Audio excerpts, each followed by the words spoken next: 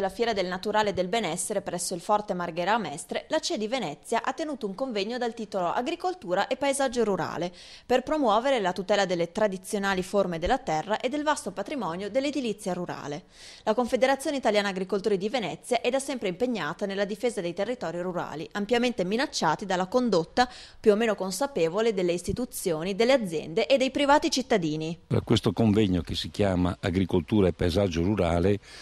affronta un tema in qualche maniera fuori dal comune, difficile anche per certi aspetti, un tema del quale, come dire, la grande opinione e la grande pubblica opinione forse non è molto, coinvolta, e cioè il fatto che nel nostro territorio, nel nostro Veneto in particolare, l'agricoltura svolge un ruolo fondamentale nel mantenere, nel preservare, nello sviluppare anche il paesaggio rurale. Questa attività però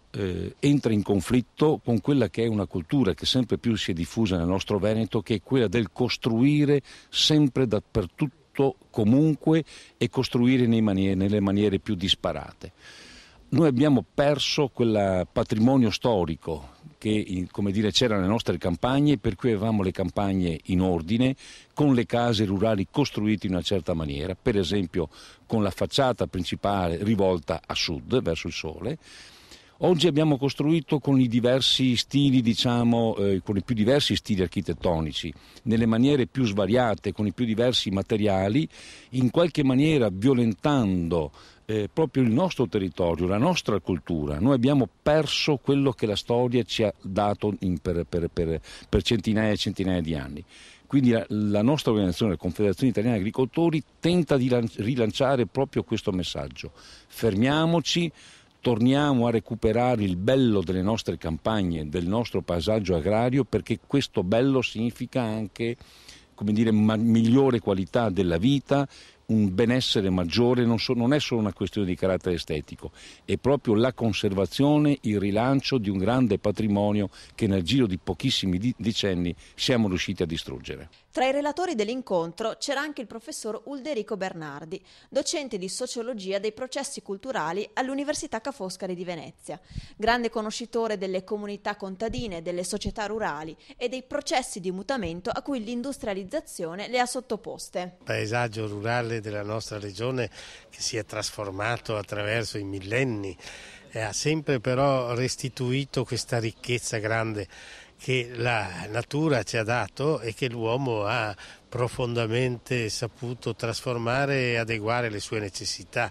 Quindi studiare il paesaggio rurale vuol dire capire la storia e i secoli e le generazioni che si sono succedute nella fatica e nell'intelligenza creativa nei confronti della campagna. L'incontro è stata un'occasione per riflettere sulle relazioni esistenti tra il paesaggio e l'agricoltura e sui risvolti economici e culturali che una corretta cura del territorio possono generare sulla competitività delle imprese anche dal punto di vista turistico. Sì, va assieme, soprattutto perché ormai si parla solamente di promozione del territorio. Oggi bisogna unire il prodotto agricolo di qualità, biologico, piuttosto che quello che storicamente viene prodotto, però legato anche a un paesaggio che possa essere attrattivo per il visitatore. Ormai non si ragiona più in termini di compartimenti stagni, ma il territorio nel suo insieme, quindi recupero del paesaggio e recupero della qualità del prodotto. Durante il convegno, che si è tenuto all'interno della polveriera del Forte, si è aperta anche una discussione sugli aspetti normativi da adottare per promuovere concretamente la tutela delle tradizionali forme della terra e del vasto patrimonio dell'edilizia rurale.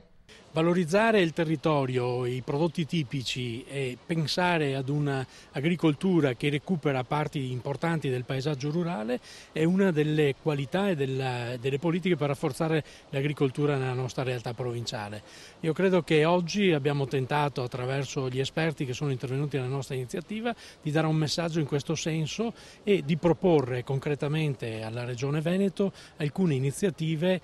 per far sì che questo si possa realizzare. una premialità nel piano di sviluppo rurale per quelle aziende che si occupano e che interpretano il recupero del paesaggio rurale come elemento di tradizione, di storia, di radicazione della cultura del mondo contadino, da un lato, dall'altro quello di inserire questo elemento nelle programmazioni e nello sviluppo urbanistico, quindi pensare di ragionare all'interno dei piani di assetto del territorio, all'interno della grande momento di riflessione per un territorio che sia vivibile da tutti. Non ultimo, un ruolo importante hanno da questo punto di vista i consorzi di bonifica attraverso i quali si può recuperare una parte importante del paesaggio rurale del Veneto. Il patrimonio paesaggistico è un bene collettivo prezioso che si colloca in una posizione primaria nella qualificazione dell'ambiente e che può condizionare in modo significativo il processo culturale e lo sviluppo economico di un territorio.